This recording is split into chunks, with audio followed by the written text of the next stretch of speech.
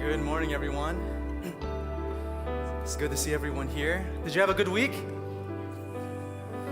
All right. So I'm going to sit down because I'm going to invite you to go with me on a journey in Scripture. And this is not going to be just a monologue, but we're going to learn together. Is that okay? Can we learn together this morning? Maybe not. Can we learn together this morning? So we're in a new series. It's new as of 2 weeks ago. Do you know what it's entitled or what it's called? Relationship status. We are discovering God's a biblical perspective on relationships. And why are we doing this? Because in this summer, we did a series entitled Your Questions Answered. And the majority of the questions that we got from our congregation, our viewers, many of them were about relationships. And so we thought, let's talk about relationships. So if you don't have a flyer, it's a flyer, and you can even see a sermon schedule. You can pick up one of these flyers on your way out. We covered Single with a Purpose 2 weeks ago, biblical dating last Sabbath. Today we're covering marriage, newlyweds. Next week you are not going to want to miss Dr. Sedlacek. I believe, in my opinion, one of the best experts on the area of marriage and sexuality. He's going to come and start here at 10 in the morning, then continue at 11:15, and then we're going to enjoy an entire afternoon with him. Then we have parenting the next week.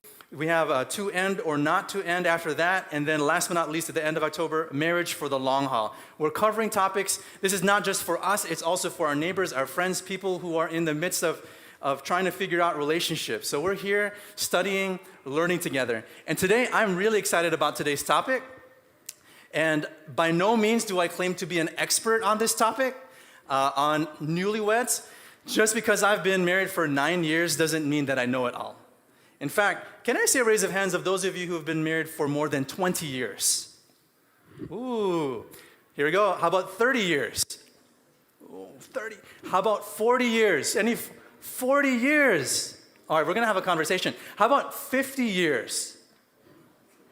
All right, 55? 51? Ooh, 52? 52? 53, all right, 53 years. All right, so we're going to have a conversation because on the last Sabbath on October 29, we need some tips. Like, how do you last 53 years? That's amazing.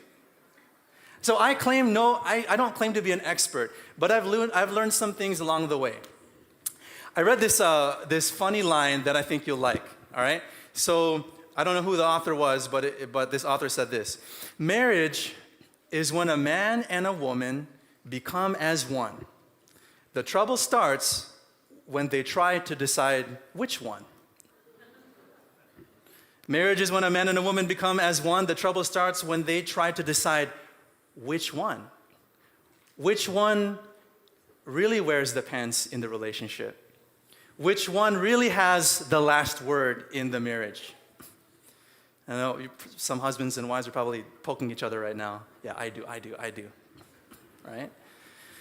It's true. We become one, but the hardest part I remember of being married early on was trying to figure out how to live as one. For 30 years of my life, I lived as one. Catherine, 25 years of her life, she lived as one.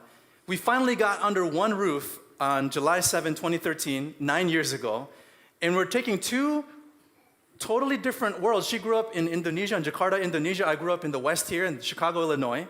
And we're taking two people with completely different backgrounds, two different parents, two different cultures, and putting them under the same roof. How do we make that work? And I remember in my first pastoral district, there was a man, his name was Pastor Springer. He was a retired pastor, and he shared these words with me that didn't sound very romantic. He said, Nestor, you have to remember this, after, 55 years of marriage. He said, remember, Nestor, love is a choice. Love is a choice. I'm like, okay, love is a choice. Yeah, I know all about that. I've been married for 4 months. Thank you, Pastor Springer. I was telling myself in my head. Love is a choice. It sounds so unromantic. I mean, cut the music. Love is a choice. Love is a choice. Did he have any truth in what he said? I can attest, 9 years later, what Pastor Springer said is absolutely true. Love is a choice. Love is a choice. And I'm just giving you the message in a nutshell. I mean, that's what we're going to talk about today. Love is a choice. It's a choice. It's a choice. Yes, feelings come, but love is a choice. And what we're going to do is we're going to explore Ephesians chapter 5, the most popular and most often used passage at weddings. All right? Ephesians chapter 5, this is a passage that I spent a lot of time studying. I really wrestled with the teaching this morning because I'm like, how do I make sense of this? And I believe as of yesterday, it finally all came together. So we're going to be in Ephesians chapter 5 to learn how love is a choice. Look at Ephesians chapter 5. Let's go to verse 22, all right? So if you have your Bible, join me. We're going to Ephesians. Is it in the Old Testament, the Middle Testament, or the New Testament? Okay, it's in the New Testament. There's no Middle Testament. I'm just testing you. It's in the New Testament. Matthew, Mark, Luke, John, Acts, Romans, 1 Corinthians, 2 Corinthians, Galatians, Ephesians. All right, it's a small book, 6 chapters. Paul is writing to the new Christian churches that were formed in Ephesus, which is where modern-day Turkey is. They're living in a pagan culture. They're writing to Paul, how do we make sense of Christianity and how to live as Christians in a pagan culture? And so here's Paul writing to these Ephesians, the believers in Ephesus, trying to figure out, how do I live as a believer and as a husband and a wife, as a married couple in a pagan culture? And he begins by talking to the wives, all right? Wives. We're going to learn 3 words: submit, love, and give. All in the passage. First, submit. Notice what he says, Ephesians chapter 5, starting with verse 22. Here we go. I'm in the New International Version. Are you guys ready? Are you ready to discover together and learn together? Ephesians 5:22. Paul says, wives, submit yourselves to your own husbands as you do to the Lord. For the husband is the head of the wife, as Christ is the head of the church, his body, of which he is the Savior. Now as the church submits to Christ, so also wives should submit to their husbands in everything. There's that word. And this is why I struggled this week, because that word submit is a word that many people in our culture are allergic to. Come on, talk to your coworkers, people in our secular culture, and you tell them, "Oh yeah, I'm supposed to submit to my submit. Who am I to submit to someone else?" And then I started following a rabbit trail. I don't know if you ever do that when you study. Let me explore this topic and explore the idea of submission even within the evangelical Christian world, and it's very controversial as well. How do we understand this word submit? It sounds so chauvinistic, right? And how do we make sense of gender roles with this word submit? A few responses. Number one, the weight of responsibility in this passage, in these words from Paul to wives and husbands, is actually on the husbands. In fact, if you read Ephesians chapter 5, 22 to the end, to verse 33, most of the words and most of the verses are all commands and instructions for husbands, right? So the weight of responsibility actually falls on the husband. Also, to understand the idea of submission in this world that really hates the word submission, we have to understand that the idea of secular submission is totally different from a submission here that Paul's talking about. In fact, look what he says in chapter 5, verse 18. Do not get drunk on wine, which leads to debauchery. Instead, be filled with the Spirit. So what he's saying to husbands and wives is there is a Spirit-led submission that is completely different from the secular and pagan culture around you. And so when we talk to our friends about this idea of submission, the word submission here is all in context of what does it mean to live with the Holy Spirit in my life. That's another response. And another response would be that the submission for the wife is not to the husband first. Notice what Paul said in verse 22. Wives, submit yourselves to your own husbands as you do to the Lord. So submission is to God first for both the wife and the husband. All right. So let me break this down. I'm going to ask that you put your thinking caps on. We're going to go a little bit deep in the language, and then we're going to try to bring it up and apply this in a practical way. Are you guys with me? Are you guys ready to discover together? That's why I'm sitting, because we're going to learn, okay? What does the word submit mean? What's the first image that comes to mind when you think of submit? Surrender, right? It means to be subject or to be subordinate, right? All right, so here we're going to go a little deep here, all right? In the English language and the Greek language, you have three main voices for words, okay, for verbs. And I'm just going to pick on two. You have the passive voice and you have the middle voice. Can you say that with me? Passive voice and the middle voice, okay? What is the passive voice? The passive voice is that the agent or the subject is passive and receives the action, right? So this iPad is the agent or the subject and receives the action, right? There's someone outside doing something to the subject. So it's passive, it's not doing anything, right? The middle voice, on the other hand, is an agent of action or concerned with the action. So in other words, the middle voice has a role to play in that action. So I am a person, right? I am Nestor, and I throw a ball, right? That's active, but it can also be middle voice if I'm throwing with my daughter. Are you guys still with me? So you have the passive voice, which is the agent receives something, is passive, and doesn't play a role. And you have the middle voice, where the middle voice of the verb actually plays a role. In the Greek, the word for submit, do you think it's in the passive voice, where the agent doesn't ever really have a control, where the wife is really the passive person who receives submission? Or does the wife have a role? Is it in the middle voice? In the Greek, in the original language, the verb submit is in the middle voice, which means this idea in any culture that says, women, you need to submit to me because I said so. That's not what Paul is saying.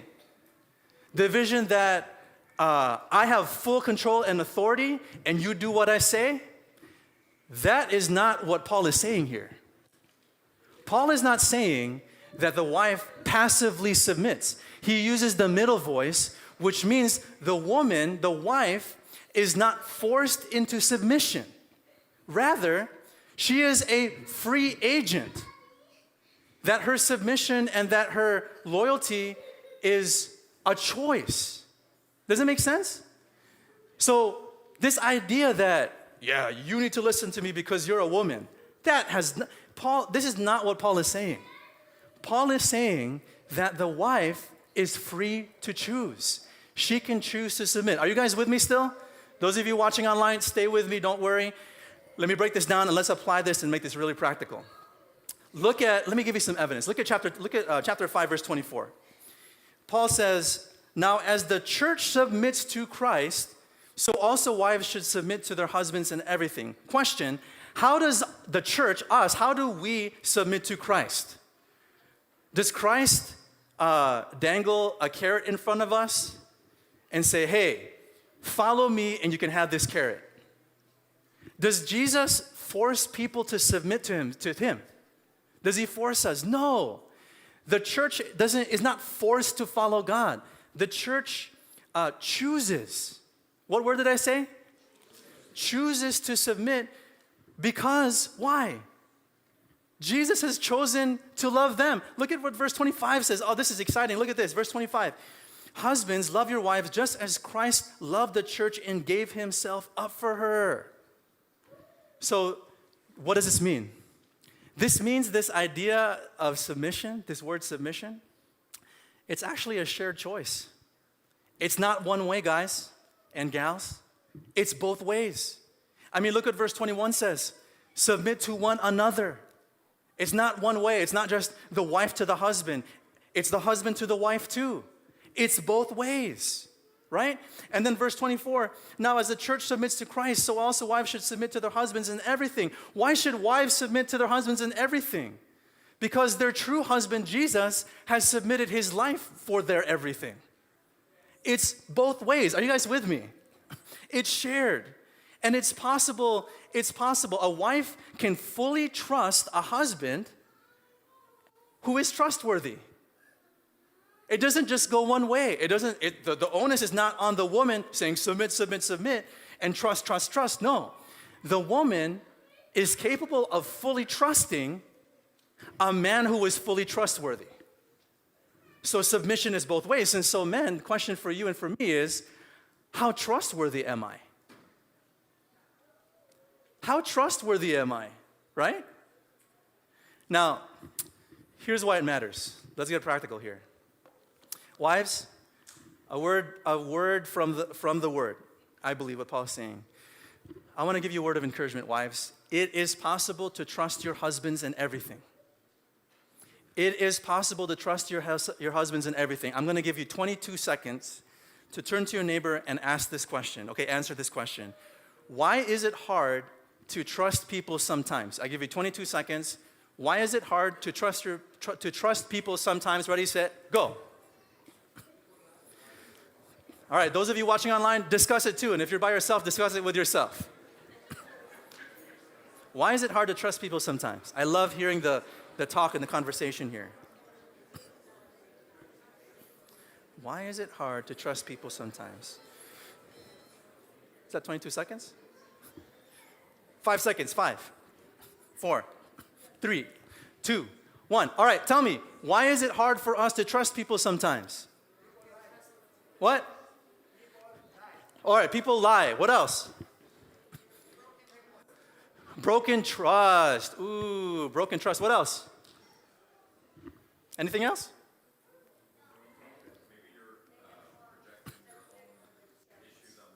Ooh, maybe you're projecting your own issues on the other party. Why is it hard for us to trust people sometimes? And why is it that some wives, if Paul's saying really trust your husband with everything, why is it that some wives, especially those who are newly married, have a really hard time letting go and fully trusting? You know why? I think Paul brings it out in chapter 5, verse 3, and he names it with the letter G. He says, but among you there must be not even a hint of sexual immorality or any kind of impurity or of greed. The reason why many people, including many wives, have a hard time trusting everything and trusting everything to their husbands is because of greed. They might have been in a relationship before where another man has been greedy, has been selfish, and has broken her heart and has betrayed trust. And I know that there are some here who might feel like it's hard to trust because you've been hurt before. But here's the good news. God can help you and He can help us trust even when we don't feel like it. We can get to that place of a trustworthy relationship. And what's so amazing about God is that we are free to choose trust. But ladies, the onus is not on you. You know what? The weight of responsibility is on me as a husband. And husbands, real talk here, it is possible for us to be trustworthy. All right? So if we have any husbands here or husbands that want to be husbands one day, or men who want to be husbands one day, say it with me. I can be trustworthy. It is possible for us to be trustworthy, okay? Trust is not only one way. We're not the receivers of trust. We are also the givers of trust. All right? What is trust? Trust, according to the dictionary, is a firm belief in the reliability, truth, ability, or strength of someone or something. So in other words, trust is when I say that I'm going to throw out the trash, that I actually throw out the trash. And that when I say I'm going to do the dishes, I actually do the dishes. Catherine, forgive me for when I've said that I'll do something and I haven't. But it's possible to be trustworthy. But the problem is, we're not trustworthy. Why? Because of this issue of greed. And I would say this, that especially to young married couples, that the fastest way to build trust in your relationship is to own your greed. Let me give an example. 1 month ago, I was in Cancun, and we went to an island called Isla Mujeres.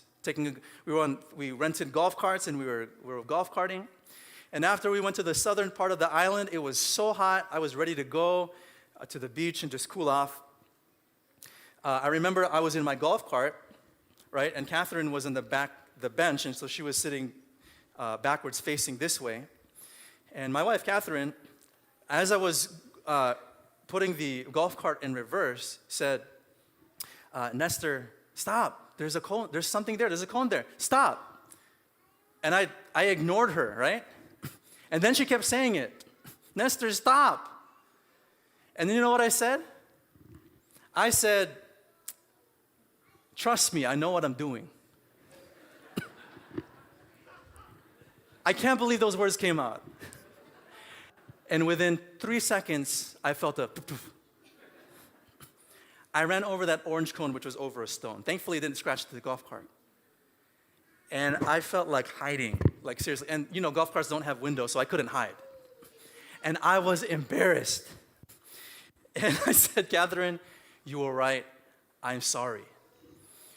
And usually, you expect, right? You expect right when you say sorry that, you know, emotions should deflate and everything will be fine and dandy. No. You have to wait it out sometimes. And Catherine shared with me, what you did, that was very selfish. And instead of me putting up a wall of protection and say, no, I'm the driver, or defend myself, by God's grace, I owned my greed. And I said, you know what? What she's saying is true. It's true because I hit a cone. A cone was on the ground. And I had to own my greed. I had to own my selfishness and say, you know what? You are right, and I'm going to own that, and I'm sorry for that. And I believe that the faster that we get to owning our greed and not just defending ourselves and protecting our own ego and protecting our greed, the faster we can have a submissive, trustworthy relationship. If you agree, please say, I agree. All right, so submit. That's the first word we studied. Submit, right? It's a shared choice, right? We are free to choose.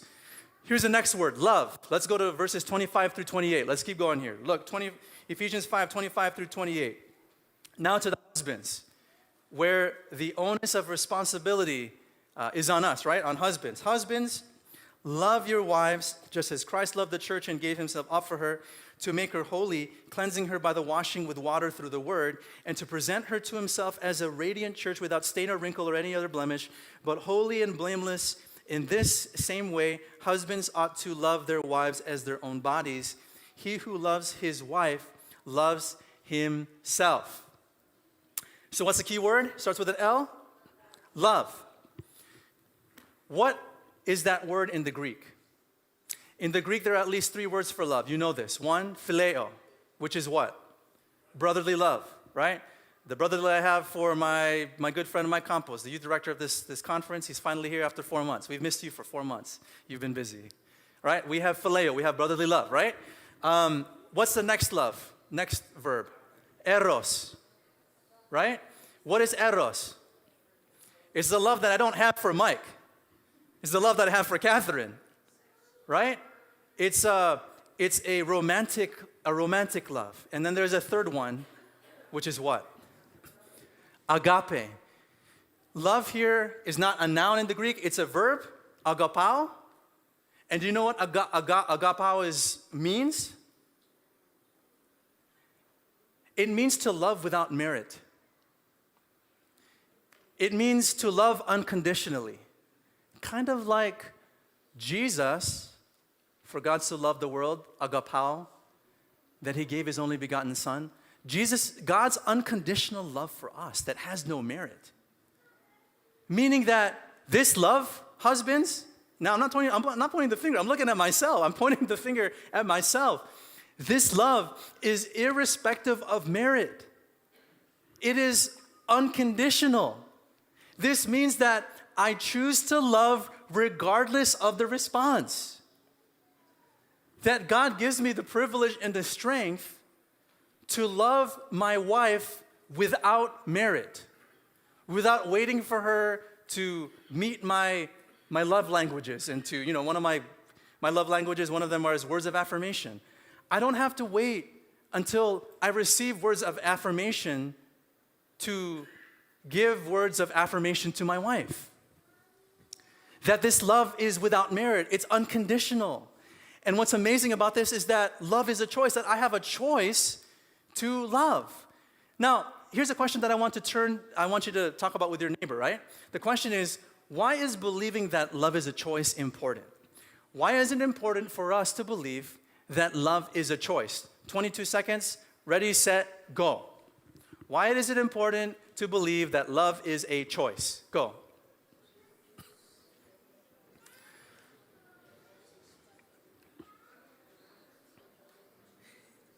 Why is it important?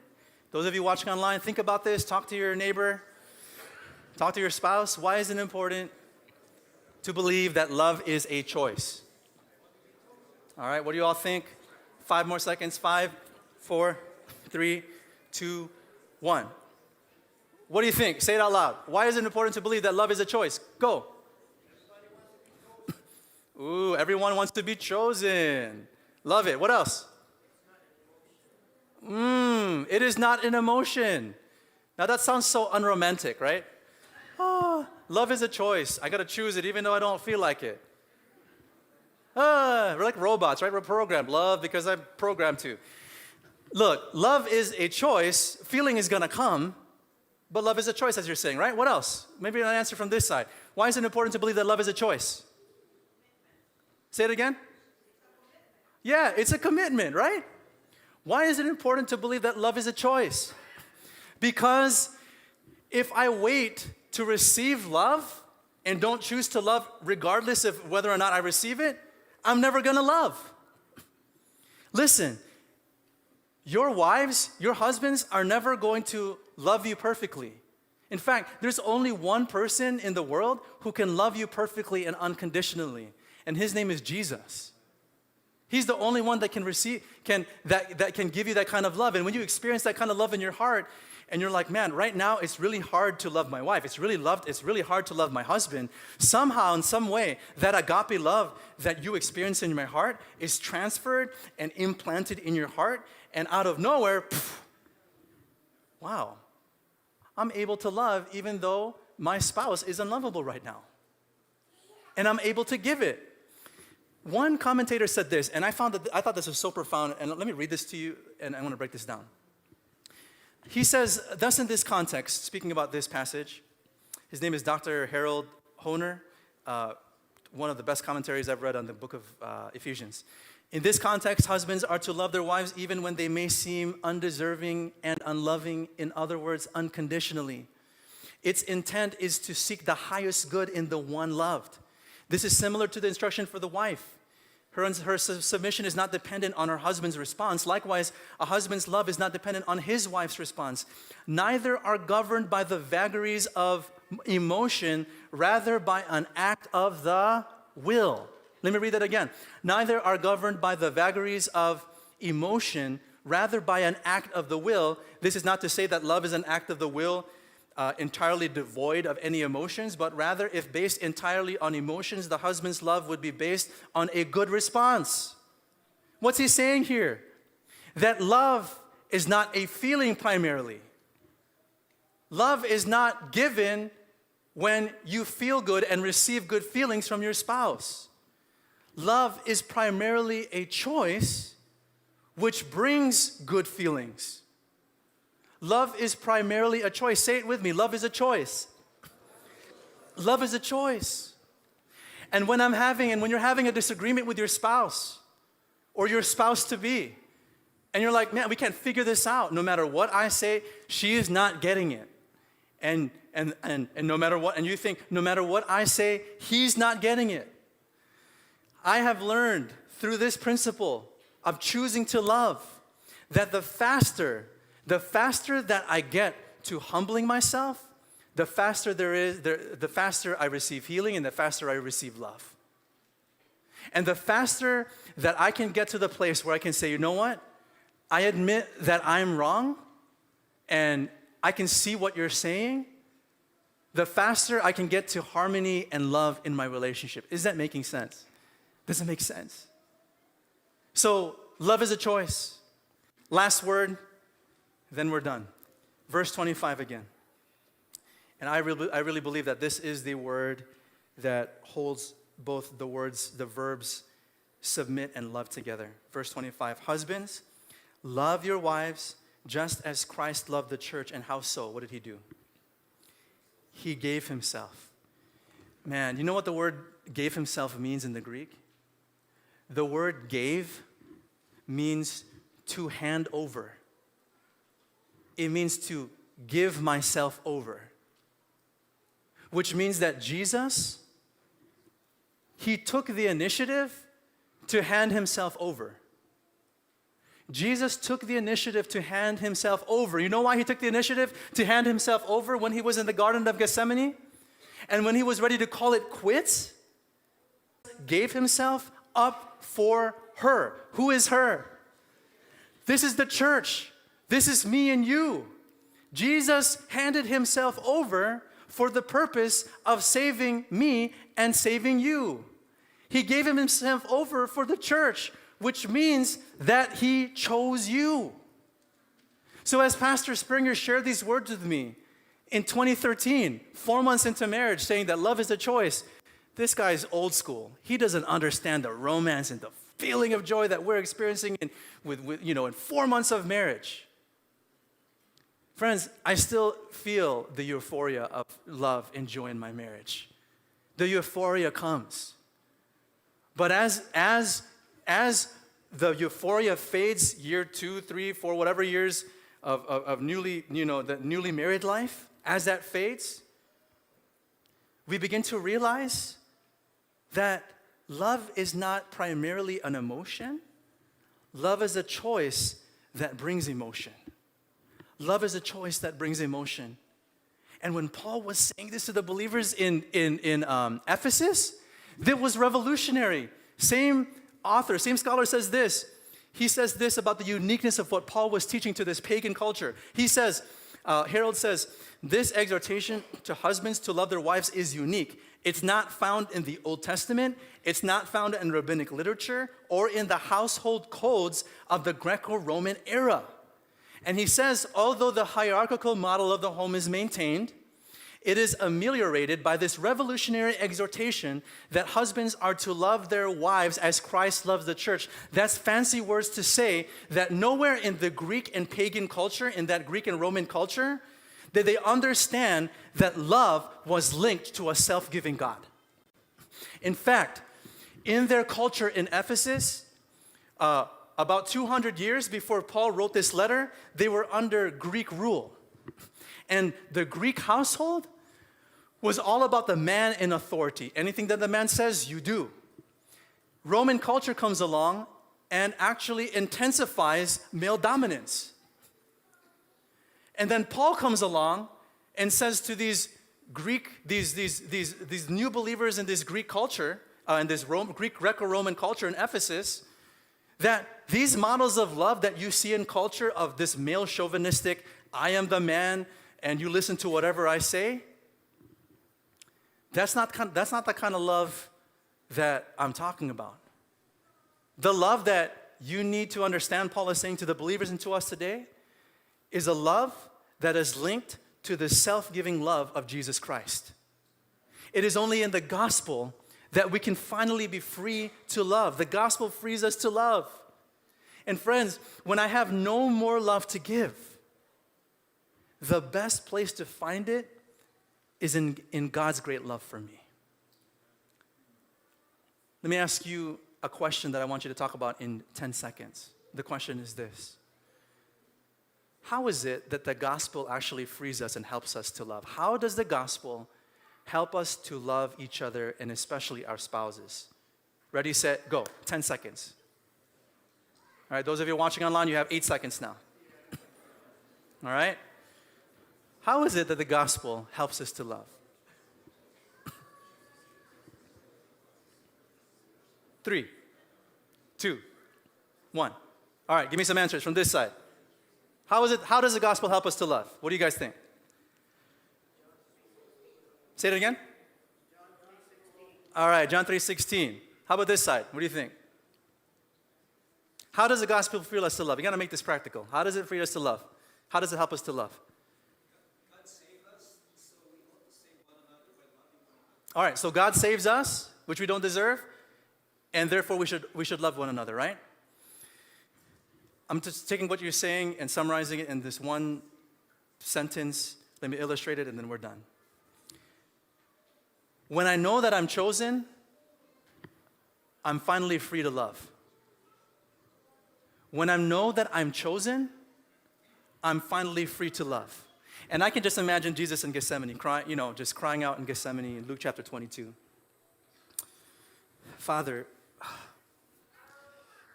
if it's possible, let this cup pass away from me. Meaning that I don't want to die a physical death, but also an eternal death. Father, if it's possible, let this cup pass from me. And everything about him said, no, no, no, I don't want to go through this pain, through this suffering. But Jesus did not depend on feeling at that moment. He chose to love. And he said, you know what, God? Let this cup pass from me. Nevertheless, not my will, but yours be done. And friends, when I know that I'm chosen by what Jesus did for me, it gives me the capacity and the understanding and even the strength to love when my love tank is empty. You see, when we know that we're chosen, we are free to love. When I was, so Catherine and I started a relationship. I professed my like for her, right? In the, not love yet, like, right? Remember last week we talked about the 3 stages of romance, right? Look, the look, you know what I'm talking about? The look, which turns into I like you, which turns into I love you, and then the rest is history, right? So I remember when I told her that I liked her, we were just beginning this relationship. This is 2009.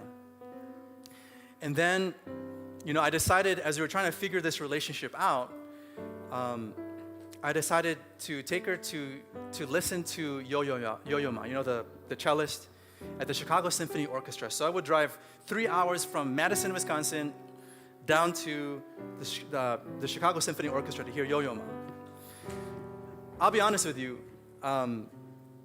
when I went to her apartment to pick her up for this special date to Chicago,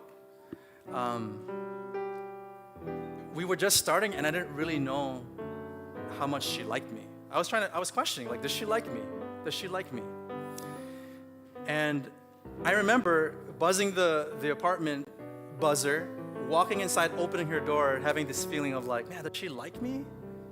I don't know if I should continue with this relationship. And then she opened the door and she said, hey, nice to see you, Nestor. And she handed me a gift. That it was a portrait that said something special. And she didn't have to say many words. You know what that portrait told me in this picture frame? The picture frame told me, Nestor, I choose you. Cue the music. We need violin, right? Romantic. Ah. I choose you. Now you laugh, but check this out. Because Catherine chose me on February 14, 2010, and told me through that picture, I choose you, it freed me to love her in return. And friends, without a shadow of a doubt, I believe that until you and I, the biblical paradigm is that even when I have no love to give and I experience this unconditional love from Jesus, it frees me to love when I don't even have love in my love tank. And it's not until I experience the great love for me, the gift, not the portrait that Catherine gave me. The picture of Jesus dying on Calvary. Until I receive that, I have no idea what love looks like. But when I receive that, then I understand what love is. And so, friend, as our praise team comes up, I'm going to encourage you. Look, we're going to start a new prayer journey this Wednesday night. This coming Wednesday night. Join us. Pray. But if there's anyone here that still needs to make a decision to receive the gift of Jesus so that you can be so that love can be unleashed and unlocked and you could be free to love God and to love others, now is your opportunity. Jason and Garnett was evidence that the love of God changes our hearts. And so I want to invite you. There's a Connect card. We have it on the screen. If you're watching online, scan that QR card or go to that URL. Grab the Connect card in front of you. If you want to begin a relationship with Christ and are thinking about baptism, I'm making a specific invitation for baptism. If you're thinking, I need to receive Christ through baptism, mark that, put your name on the Connect card, and as our deacons collect the tithes and offerings as we sing our closing song, slip the Connect card in the tithe and offering plate. We want to walk alongside you in your journey. Receive the love of Jesus and be changed by His power.